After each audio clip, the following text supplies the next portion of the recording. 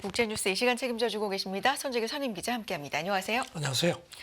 앞서서도 어제 환율 상황, 그리고 코스피 코스닥의 급락 말씀을 드렸었는데 정치 불확실성이 경제에 정말 직격탄을 날리고 있는 상황입니다. 이에 대해서 외신들도 분석하는 기사들 내놓고 있죠. 네, 월가 쪽에서도 그런 분석들이 계속 나옵니다. 그 중국 관광객 상황을 블룸버그 인텔리전스가 보고서를 낸 게 있는데 내년 1분기 한 해 전보다 한 19% 정도 줄어들 거다. 한 83만 명 정도로 추산을 했습니다. 네. 그러면서 이제 아시다시피 설 연휴 중국 관광 대목인데 그때도 그런 추세일 거다. 다만 내년 2분기부터는 위안화 대비 원화 절하 같은 것 때문에 한국에 오는 중국인이 증가세로 좀 돌아서지 않겠느냐 이렇게 내다봤습니다. 네. 유라시아 그룹 이 보고서를 낸 건데 정치와 경제, 지금의 한국의 정치 상황이 이제 경제에 미치는 영향 이것에 대해서 분석을 한 거예요. 네, 지난 일요일자 보고서에서 한국 당국이 그 안정 노력을 보이지만 정치적 마비가 이미 성장톤으로 어려움을 겪는 한국 경제에 또 다른 충격이라고 진단을 했습니다. 그러면서 이제 시비가 좀처럼 가라앉지 않고 있고 파업도 이어진다는 점을 지적을 했고요. 네.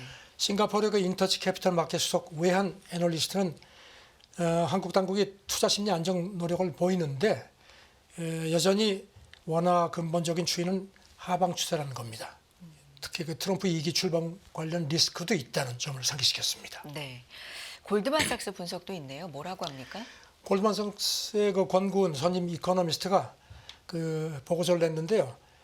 내년 한국 성장률 전망치를 시장 평균보다 낮은 1.8%로 유지를 한다고 했습니다. 네. 그러면서 하지만 리스크는 점점 더 하방 쪽으로 치우친다고 했고요. 그리고 이제 2004년 노무현, 2016년 박근혜 탄핵 때는 이게 성장률에 그 유의미한 그 영향을 미치지 않았지만 이번은 다르다고 진단을 했습니다. 네.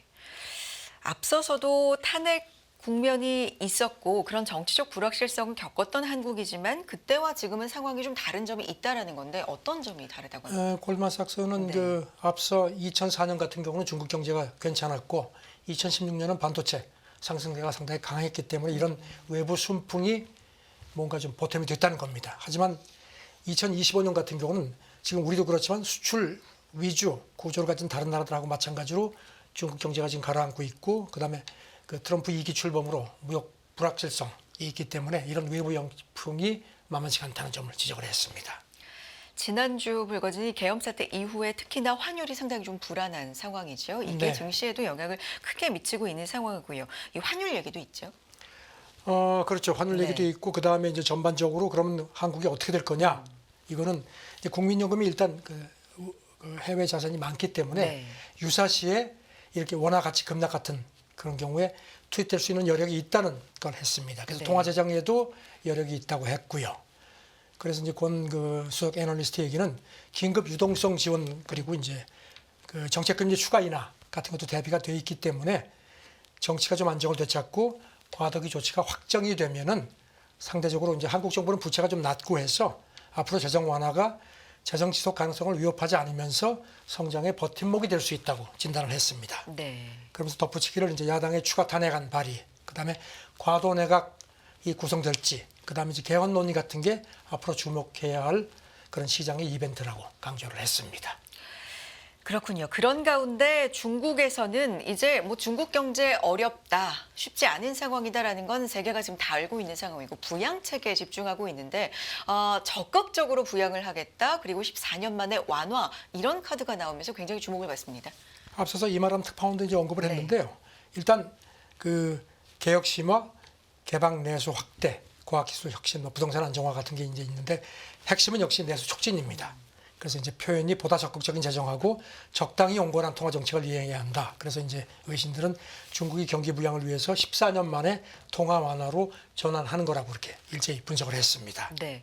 그러니까 이 적당히 온건한 이 부분에 굉장히 주목을 하는 그걸 건데. 주목을 합니다. 네, 14년 만이니까 이게 2008년에 있었나 봅니다. 그렇죠. 2008년 글로벌 금융위기 계기로 이제 그때도 적당히 온건한 통화 정책 기조를 채택을 했다가 2010년 말에 이제 신중 쪽으로 전환이 됐었죠. 네. 일단 이번 그 중앙정치국회의 그 논의 결과는 오는 11일, 12일 이제 중앙경제공작회의가 열리는데 여기서 이제 공식 확정이 되는데 이미 뭐 지도부에서 지침을 내린 겁니다. 네. 지난해 12월 8일 중앙경제공작회의 앞두고 열린 회의에서도 내수 확대를 강조했다고 하는데 이게 좀 오래된 얘기여서. 예. 지금 그 블룸버그가 그걸 이제 상기시켰는데요. 네. 그때도 이런 표현이 나왔었습니다. 온건한 통화 정책이 민첩하고 적당해야 하고 정확하고 효과적이어야 한다. 이렇게 했다는 점을 상기시켰습니다. 역시 네. 내수 확대 기조가 이제 작년에 이어서 올해도 이어진다는 점을 지적을 했고요. 이런 거는 경제를 살리겠다라는 게 물론 기저에 깔려 있겠지만 트럼프 2기를 염두에 둔 것도 있겠죠. 그렇죠. 네. 예. 그리고 리창 중국 총리가 어제 베이징에서 세계은행하고 세계무역기구 같은 국제금융기구 수장들을 만났는데 네. 트럼프라고는 언급하지 않으면서 어떤 국가가 추가적인 높은 관세를 부과하거나 보호주의 장벽을 세워서 경제 글로벌화를 저해한다. 이렇게 또 우회적으로 비판을 했습니다. 그렇군요. 이런 가운데 월가 투자은행들이 중국이 이제 내년에 새해가 되면 10년 사이 가장 큰 폭으로 금리를 내릴 것이다. 지금 적당히 완화 이런 표현을 온건하다 뭐 이런 표현을 썼는데 10년 새 가장 크게 내릴 것으로 예측하네요. 네, 지난주에 이미 골드만삭스, 모건 스탠리 같은 데서 그런 식으로 내다봤습니다. 한 10년 새 가장 큰 폭으로 내릴 것 같다. 그러니까 내년에 인민은행의 주요 정책 금리를 한 40bp 정도 네. 내릴 거로 봤습니다. 이렇게 되면 이제 2015년 이후에 가장 큰 폭이 되는 겁니다. 네. 이게 실현이 되면은 이를테면 중국 7일물 영래포 같은 경우 금리가 1.5%인데 이제 1.1% 정도로 낮아지게 되죠. 물론 다른 주요국 중앙은행에 비해서 인하폭이 큰 건 아닌데 지금 부동산 침체 와중에 지금 중국이 부담이 녹록지가 않습니다. 네. 그래서 침체를 어떻게든지 벗어나기 위해서 노력을 하는데 글쎄요, 이게 과연 시장에 어느 정도 효과를 낼지는 조금 더 지켜봐야 될 것 같습니다. 네. 다음은 미국 정치 경제 얘기 몇 가지 좀 이어가 보겠습니다. 트럼프 당선자 인터뷰를 했는데 바이든 대통령에 대한 수사 지시를 내리지 않을 것이다 이런 내용을 밝혔네요. 대선 승리하고 나서 이제 미국 MBC 그러니까 주류 언론하고 처음 인터뷰했죠. 여러 가지 얘기를 했습니다. 그 중에 보면은 이제 그 이른바 트럼프가 이제 어떤 그 정치적인 보복 문제에 대한 그런 이제 우려들이 많은데 네. 바이든에 대한 수사 지시 내리지 않겠다. 그러면서도 하지만 그 법무장관 지명자라든가 FBI 지명자의 결정이다. 약간의 여지를 남겼습니다. 어쨌든지 과거로 돌아가고 싶지 않다. 그러면서 응징은 성공을 통해서 이루어질 거다. 이렇게 강조를 했습니다. 네. 일단 여러 가지 얘기를 했는데 잭 스미스 특검에 대해서도 수사를 지시하지 않겠다 이런 얘기도 했는데 이 스토리가 어떻게 되죠? 본인도 그 대선 유세 때 가만히 있지 않겠다고 했는데 네. 이 역시 비슷한 얘기를 했습니다. 수사 지시하지 않겠다 하면서도 역시 FBI 그 수장 지명자가 하고 싶은 일을 하길 바란다. 약간의 여지를 남겼습니다. 네. 그리고 이제 그 의사당 난입자에 대해서는 뭐 전에도 그 얘기했죠. 취임 첫날 사면하겠다고 했고요. 그 다음에 이제 자기 그 트럼프 기소를 권고했던 그 하원 특히위원들에 대해서는 감옥에 가야 한다.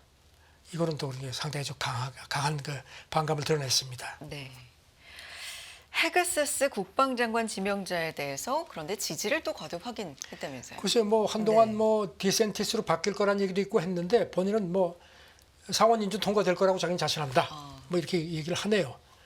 그리고 이제 백신 음모론 펴왔던 그 로버트 케네디 주니어 이제 보건복지장관 지명이 됐죠. 이 사람이 자폐증하고 백신과의 연관성을 조사할 거다. 그러니까 이 자폐증을 유발한다는 그런 그 논리를 계속 내세워 왔거든요. 네. 그리고 이제 자기가 아무래도 역대 최고령으로 이제 취임을 하게 되죠. 미국 대통령으로. 그래서 이제 의료 기록을 공개하겠다. 대선 중에는 절대 이걸 공개 안 했죠. 그다음에 대통령 급여도 받지 않겠다. 약속을 했습니다. 네. 그런 가운데 역대 최고령 이제 대통령이니까 의료 기록을 공개하겠고 대통령 급여도 받지 않겠다. 뭐 이런 약속까지 했다. 여기까지 마무리하겠고요. 다음 내용 넘어가 보겠습니다. MBC 회견에서 월가의 관세발 인플레 우려를 수긍할 수 없다던 그간의 입장을 좀 바꾸는 발언을 해서 주목을 받았다고 하는데 구체적으로 뭐라고 한 겁니까? 그러니까 진행자가 물어봤거든요. 네. 그 관세발 인플레 우려가 많은데 여기에 대해서 어떻게 생각하느냐 그랬더니 이렇게 얘기를 했습니다. 어떤 것도 보장할 수 없다. 내일을 보장할 수 없다. 여기 대해서 미국 언론들이 이게 이제 수입 관세로 인해서 이제 소비자 물가가 올라간다는 그런 현실을 트럼프가 사실상 인정한 거라 이렇게 일제히 분석을 했습니다. 네. 자기 뭐 대선 캠페인 때 내내 내가 되면 인플레 잡겠다고 했는데 그거하고는 좀 상반된다는 지적입니다. 올라갈지도 모르겠다. 뭐 그러면서도 네. 이제 관세가 우리를 부자로 만들어줄 거다 이런 주장을 거듭했습니다. 그리고 네. 이제 이렇게 덧붙였습니다. 내가 관세와 관련해서 원하는 거는 모든 그런 게 수준과 빠름이다. 그다음에 공평한 운동장을 갖는 거다. 이렇게 덧붙였습니다. 그렇군요. 그런가 하면 이제 트럼프 2기를 앞두고 가장 많이 올랐던 이 상품 중에 하나라면 아무래도 비트코인. 네. 10만 달러도 돌파하고 나서 좀 조정을 보이기도 했지만 어쨌든 트럼프 당선자도 굉장히 좀 축하하는 메시지를 보내기도 했잖아요. 암호화폐 중동 컨퍼런스에 참석한다고요. 그러니까 네. 대선 그 승리하고서 첫 외유가 이제 프랑스 가서 노틀담 대성당이 이제 재개관식 참석하고 바로 지금 그 아부다비로 향한 걸로 이렇게 로이터가 어제 전했습니다. 네. 지금 아들 에릭하고 트럼프가 이제 중동 특사로 임명한 사람이 이제 부동산 억만장자 스티브 위트코프인데 이 사람들하고 같이 지금 가는 걸로 이렇게 보도가 됐습니다. 여기가 이제 월요일 현지 시간 월요일 화요일 아부다비에서 이른바 비트코인 중동 아프리카 컨퍼런스가 이제 이틀간 열리는데 에릭 그 아들이 이틀째 행사에서 기조연설하는 걸로 보도가 됐습니다. 네. 그렇군요. 그리고 이게 또 이 보면은 이제 가상화폐 프로젝트 월드 리버티 파이낸셜 여기도 이제 그 트럼프하고 트럼프 가족들이 깊게 관여하고 있는데 이거를 공동 설립한 위트코프 이 사람 이제 특사죠. 이 사람이 연설을 또 하는데 이 보니까 근 $10,000 우리 돈으로 한 1,500만 원 정도를 주고 이른바 그 웨일 패스라고 이제 아주 VIP 패스를 사는 사람들만 대상으로 하는 채팅 세션이 있는데 여기서 이 위트코프도 또 연설을 하는 모양입니다. 그런데 이 고래 패스라고 말씀해 주셨는데 이 소지자들이 암호화폐 시장을 쥐락펴락한다 뭐 이런 비판도 있다고요. 로이터는 그런 비판적인 시각들이 많다는 겁니다. 그리고 어쨌든지 자우전 뭐 그렇게 이제 개의치 않고 한다는 거고요. 그 다음에 이제 폴 매너포트 이 사람은 이제 선거대책위원장을 지냈죠. 이 사람도 컨퍼런스에서 트럼프와 가까운 사람의 정치 인생이란 주제로 연설을 하는 모양인데 뭐 참석자들이 많은 것 같습니다. 네. 지금 여기 가상화폐 거래소 재민이 그 CEO 얘기는 트럼프 참석이 의미가 크다는 겁니다. 그러면서 이른바 Make Bitcoin Great Again 이란 기치라는 겁니다. 네. 한 6천 명 이상이 참석을 하는 모양인데 어떻게든지 좀 트럼프 쪽하고 좀 눈도장을 찍으려는 것 같습니다. 일단 트럼프 쪽에서는 로이터가 논평 요청을 했는데 즉각 응하지 않은 걸로 보도가 됐습니다. 아메리카를 이제 비트코인으로 바꿔서 그렇게. 네. 그렇군요. 암호화폐 대통령 가상화폐 대통령, 크립토 대통령을 그렇게 자임해온 트럼프 당선인인데 본인과 가족이 WLF에 직접 관여하고 있다. 뭐 이런 보도가 로이터 쪽에서 나옵니다. 네, 로이터가 네. 아까 말씀드린